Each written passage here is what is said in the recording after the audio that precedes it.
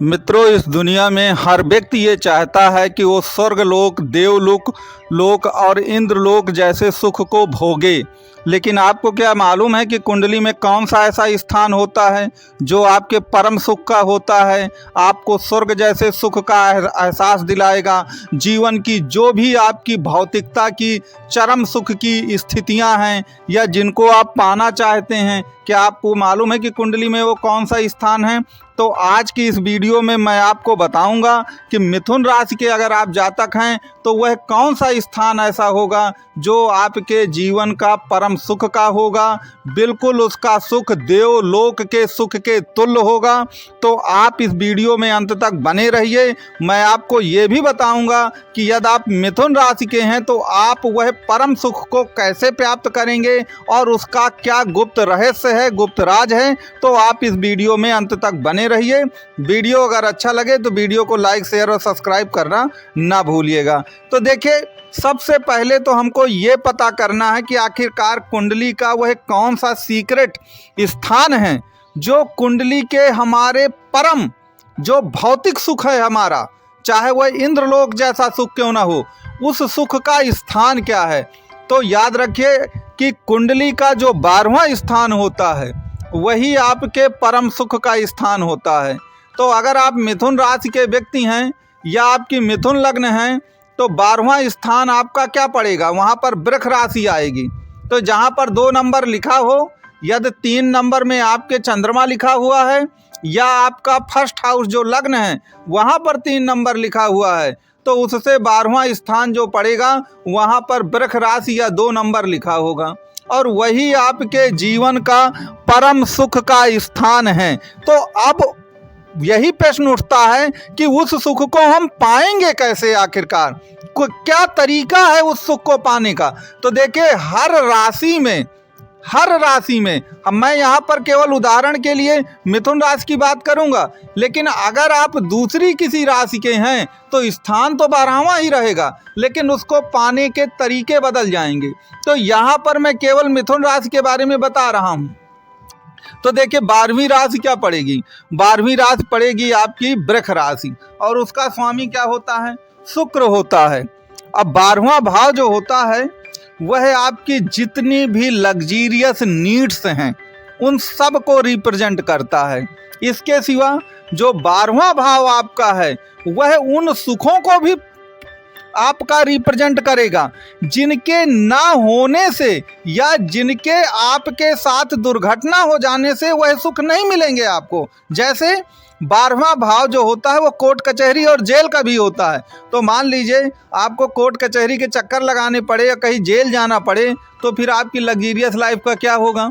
आपके पास चाहे करोड़ों अरबों रुपया हो, उसका कोई मतलब नहीं निकलेगा अगर आप जेल की चक्की पीसते हैं। तो 12वां भाव हमको ये भी बताता है कि आप इन चीज़ों से बचें, तभी आप देवलोक या स्वर्गलोक जैसे सभी लग्जीरियस जो भौतिकवाद है उसका उपभोग कर पाएंगे। तो अब उसके लिए क्या करना पड़ेगा, देखिए यहाँ पर एक चीज़ ये याद रखिएगा कि 12वें भाव पर आपके शुक्र की राशि आती है, वृष राशि। तो अगर आप शुक्र या शुक्राणुओं का जरूरत से ज़्यादा अपव्यय करेंगे तो याद रखिएगा शुक्र कमज़ोर होगा। शुक्र कमज़ोर होगा तो यदि आपका किसी से विवाद हो जाएगा ना, तो याद रखिए अगर आपका किसी से विवाद हो गया तो फिर आप कोर्ट कचहरी में फंस जाएंगे। और अगर आपका शुक्र मजबूत रहेगा तो आप कोर्ट कचहरी में नहीं फंसेंगे। तो सबसे पहले अपने शुक्राणु को, शुक्र को बचाइए, उसे ज़रूरत से ज़्यादा उसका अपव्यय मत करिए, क्योंकि अगर आप शुक्राणुओं का ज़रूरत से ज़्यादा अपव्यय कर देंगे तो आपका शुक्र कमज़ोर हो जाएगा। शुक्र कमज़ोर होगा तो 12वां भाव कमज़ोर होगा, 12वां भाव कमज़ोर होगा तो सभी भौतिक सुख जो हैं वह आपको प्राप्त नहीं होंगे। क्योंकि 12वां भाव, अभी तो मैंने कोर्ट कचहरी और जेल की भी बात की थी, अभी वह आपके दवाखाना अर्थात आपकी बीमारी का भी भाव होता है। तो दवाखाना कब बनता है आपका शरीर, जब आपको ढेर सारी बीमारियां लग जाएं। अब पता चला कि फिर वही बात आ जाती है कि आपके पास सब है, सब कुछ, लेकिन पता चला आपका शरीर ही काम नहीं कर रहा, तो आप सुखों का उपभोग कैसे करेंगे? नहीं कर पाएंगे। तो इसके लिए सबसे पहले शुक्र को मजबूत करना बहुत ज़रूरी है। इसलिए शुक्र का अपव्यय ज़रूरत से ज़्यादा नहीं होना चाहिए। यहाँ पर ये एक बात तो आपको ये याद रखनी है। अब दूसरी बात यहाँ पे क्या याद रखनी है कि अगर आपकी कुंडली में 12वें भाव पर मंगल बैठ जाए या मंगल की दृष्टि पड़ जाए, तो मंगल कैटलिस्ट है, अग्नि है, और शुक्र का भाव है, तो शुक्र में अग्नि लगा देगा, अर्थात शुक्र का अपव्यय फिर तेजी से करवाएगा। तो फिर वही बात आती है कि शुक्र कमजोर हो जाएगा। तो इसके लिए अगर मंगल वहां पर बैठा है या मंगल की दृष्टि है 12वें भाव पर, तो आपको जरूरत से ज़्यादा सचेत भी हो जाना है, क्योंकि मंगल कोर्ट कचहरी मुकदमा लीगल मामलों इसमें भी लोगों को फंसाता है। तो पता चला कि आपके पास अरबों करोड़ों की संपत्ति धन दौलत है, लेकिन आप लगा रहे हैं अदालतों के चक्कर। तो इस चीज़ को हमको ध्यान देना है। अब इसके उपाय क्या हैं? उपाय जो हैं वो बहुत बृहद हैं, बहुत बड़े हैं, इसलिए वो सब डिस्कशन का विषय यहाँ पर नहीं हो सकता। अगर आप उसके बारे में कुछ ज़्यादा जानना चाहते हैं तो ये परामर्श का नंबर आपको दिया गया है। तो एक तो आपको शुक्र से बहुत सचेत रहना है। दूसरी चीज़ राहु की है कि अगर राहु की दृष्टि या राहु वहाँ पर बैठ जाए 12वें में, तो राहु को तो आप जानते हैं, राहु कहता है कि जो भी करना है इस दुनिया में ही कर लो। तो वो कहता है कि जो भी लग्जीरियस चीज़ें हैं, अब शुक्र है तो वो शुक्र का अपव्यय इस तरह आपसे करा देगा कि आपका शुक्र बिल्कुल ख़त्म हो जाएगा। और शुक्र जब ख़त्म हो जाएगा तो 12वां भाव बिल्कुल कमज़ोर हो जाएगा, क्योंकि राहु जो है वह एक प्रकार का क्या इल्यूजन क्रिएट करता है, और वो कहता है कि नहीं यार तुम करते रहो, कोई दिक्कत नहीं है। तो यहीं पर सब दिक्कतें आती हैं। तो आपको मंगल से और राहु से, दो से तो भाई बचना ही बचना पड़ेगा।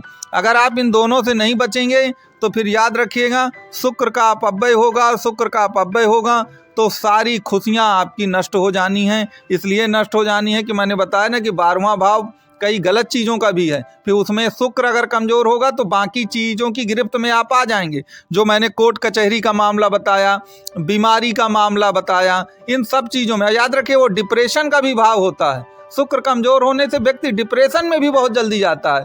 तो अब पता चला सब कुछ है लेकिन अब हम डिप्रेशन में चले गए हैं। तो इन चीज़ों से आपको बचना है। अगर 12वें भाव पे बुध हैं, आपके गुरु हैं, चंद्रमा हैं, तो आपको बहुत चिंता करने की ज़रूरत नहीं है। लेकिन अगर ये सब ग्रह जो मैंने आपको बताएं ये हैं, तो फिर आपके लिए चिंता की बात हो सकती है। आप मुझे कमेंट बॉक्स में ज़रूर लिखकर बताइएगा कि 12वें भाव में आपकी क्या स्थिति है, और उसके अनुसार फिर मैं आपको वो उपाय बताऊंगा कि वास्तव में आपको क्या करना चाहिए। और वीडियो अगर पसंद आए तो लाइक शेयर सब्सक्राइब ज़रूर